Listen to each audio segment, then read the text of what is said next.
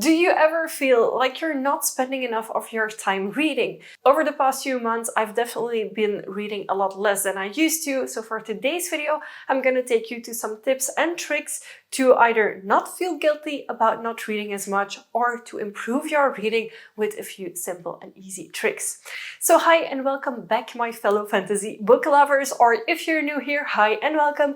My name is Kathy and I'm a fantasy book lover from Belgium. For this video, I want to start by saying that there is no set of rules on how much you have to read. I've had weeks where I have barely read, where only on the weekend I felt like I wanted to read, and that is totally fine. Don't let your environment or anyone pressure you into reading more if that's not something you're interested in, not something you realistically have time to do, or if you just don't feel like reading. That's perfectly fine as well.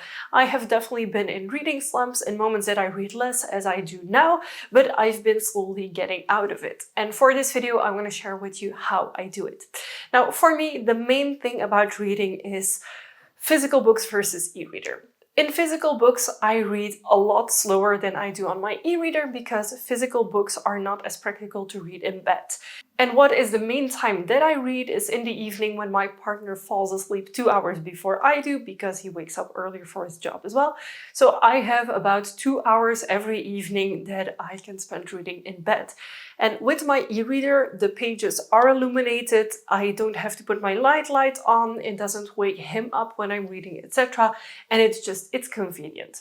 So having an e-reader for me is the biggest thing on reading more. Now, I of course still own physical books that I don't have on my e-reader, so that immediately guides us to tip number 2, which is setting out a few hours every week to just dedicate to reading. Make a little ritual out of it if you want. So what I do on Sunday afternoons is my dedicated reading time. I always block off my agenda. Sometimes I don't. Like this week, I'm spending time with friends on Sunday, so I'm not blocking off that afternoon. But every week, I try to have a few evenings where I specifically set out to read. Now, I'm also making chainmail pieces and stuff, so my hobbies are all over the place. Especially in February and March, I've been spending a lot of time on that and not prioritizing reading. But if you pick a moment during the week, even if it's just one afternoon or 2 hours or something, where you make a cup of tea or coffee or chocolate milk or whatever you like to drink, you set up in your cozy nook where you can read. For me, it's the sofa next to the bookcase, and I just settle in with a book, give myself a few hours that I don't have my phone near me and that I just spend reading. And whenever I start reading, for me, it's sometimes hard to stop. So that's how I read When the Moon Hatched in 2 days. Because on Saturday, I spent about 4 hours with the book and I wanted to know how it continued so bad. They were short chapters, so I set up myself on Sunday and was like, okay, I'm just gonna read for 2 hours. We'll see how far I get. And I actually spent the rest of the afternoon reading the book and I actually finished it in the evening. So that is something that might happen to you as well. Once you sit down to actually prioritize spending time on reading, if it's something you want to spend time on, of course, then it is very likely that you will just stay there and keep reading. For me, that happens quite a lot. Tip number 3 is a very practical tip. It is not having your phone around. I notice whenever I have my phone around, whenever I get a notification or I start scrolling on TikTok, I tend to not focus on reading anymore. And that also happens in bed. So whenever I get in bed, I still put on my alarm, of course, to wake up the next day on time for my job.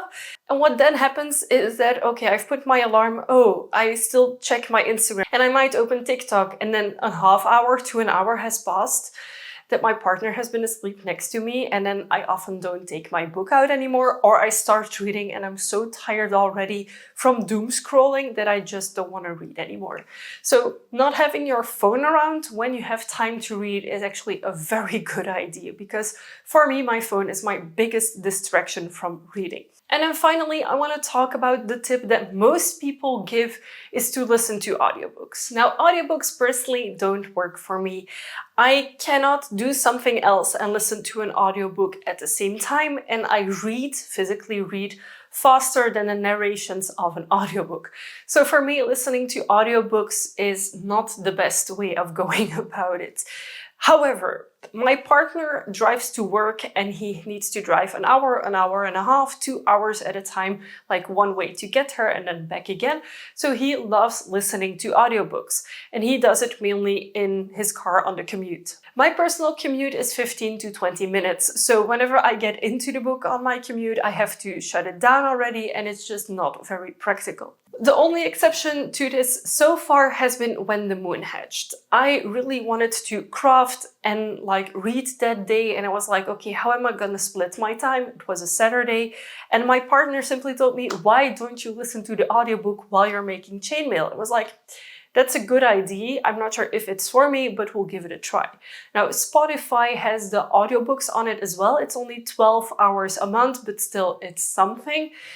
So I decided to give that a try and I did enjoy it because I could combine making chainmail with listening to an audiobook, but I'm not sure if I would do it again because usually I put on The Witcher or another movie like Shrek or whatever.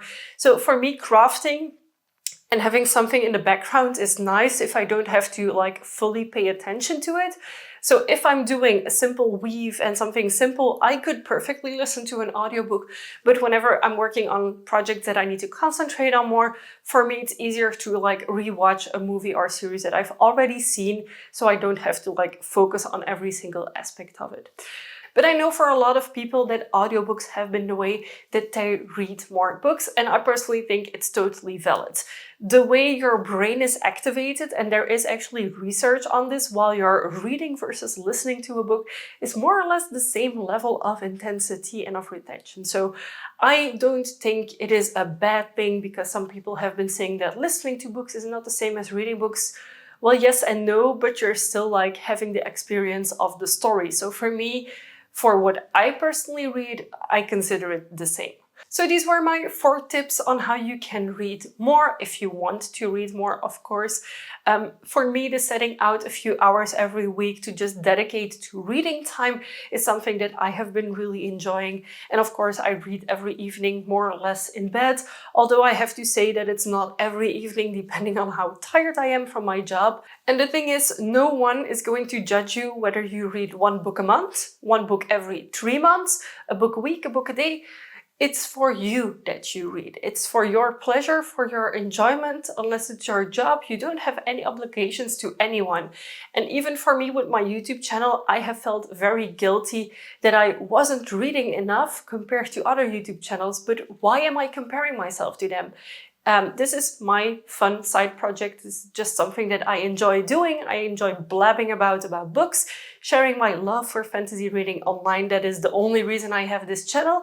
And that's also why I took a break from pushing myself to make videos. And now that I've not made videos for a little while, I want to talk about books. I've been very much looking forward to the live streams because it allows me to talk about books even more. So I hope that the next few weeks I will have more content about books to share with you.